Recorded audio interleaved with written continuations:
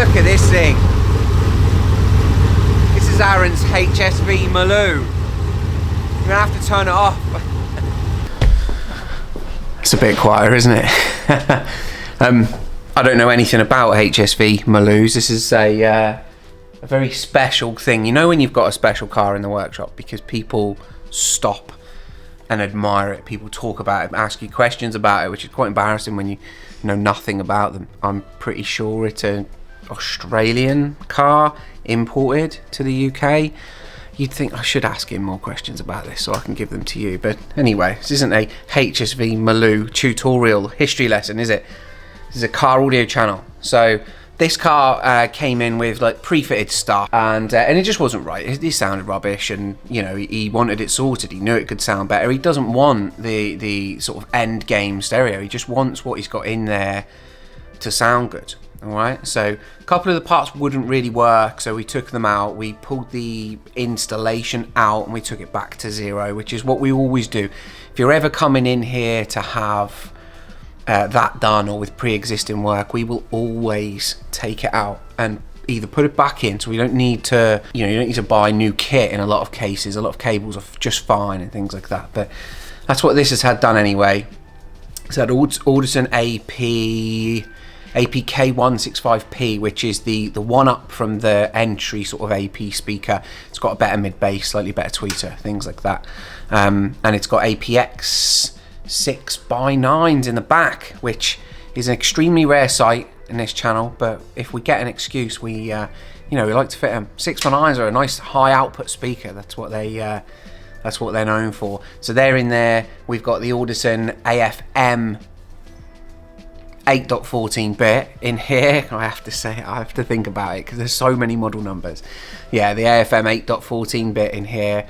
Running the front speakers actively, running the rears with their sort of they're a passive setup because they're a coaxial speaker, and we're controlling a Rockford amplifier that came in the car. There was no real need to change that, and running the 12-inch subwoofer he's got in here in a pre-made enclosure. We didn't make it. I've advised we remake it, but there just wasn't really enough time in this job. So we should really do that. So yeah, we're now controlling that Rockford Fosgate amplifier with the output, one of the DSP outputs from the AFM 8.14. It has 6 DSP outputs, so you can control another 6 channels and DSP all of them channels as well. So it's a very versatile amplifier. Overspec'd maybe in this car because he wanted it to be relatively simple, but I genuinely believe when we're using an OEM head unit, we can't not use a DSP amplifier. We have to be able to control that input signal, control its output, and the simplicity of going active when you understand what to do and the sound setup you can do afterwards is just extremely valuable. So there's a very straightforward system in this. This is more of a passion video for me. I didn't want to let something this special go and not show you it. Like, it's incredible. It stinks when you start it up. Like, it smells amazing. It shakes the whole building. So when I'm upstairs and or sort of me and Matt sat at the desks and this thing starts down here, the entire upper floor shakes and buzzes.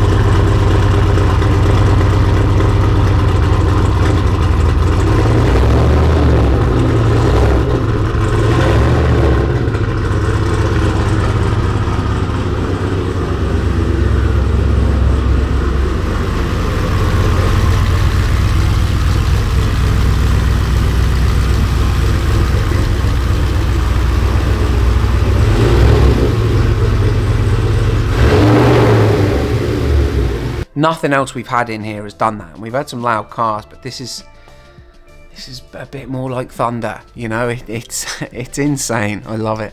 I can't begin to tell you anything about the spec. I'll see if I can link to Aaron's social media if he has it, and maybe you can ask him or whatever. But yeah, it's just got a big old fatty turbo, V8, rear wheel drive.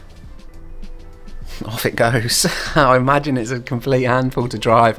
So yeah, this is it. This is a system rectification. We've done it. Sounds wicked, especially in comparison to how it came in, and I'm sure he's going to be happy with it. Let's have a look around it, and we'll There's nothing to see as usual, but at least you get to see the inside of a Maloo. Look at the profile of this thing. Like, it doesn't look like it on the camera, but it's absolutely massive. You probably noticed that it's an awful lot closer to the camera in this video than our usual ones. It's had full sound deadening on the doors, so these were genuinely, the doors were really bad. They were really loud. We've got an adapter plate in there. There's a large adapter plate with a 6.5-inch mid bass. Tweeters are in these grills in the dash top here with a custom sort of plate on there. It's the OEM unit. He wanted to keep his OEM unit. He's got a retrofit CarPlay that was already in there. And then, Jamie, is there a handle for this seat? Yeah, so we've got Rockford Fosgate sub there in the back. Not something that we supply or have supplied for this job.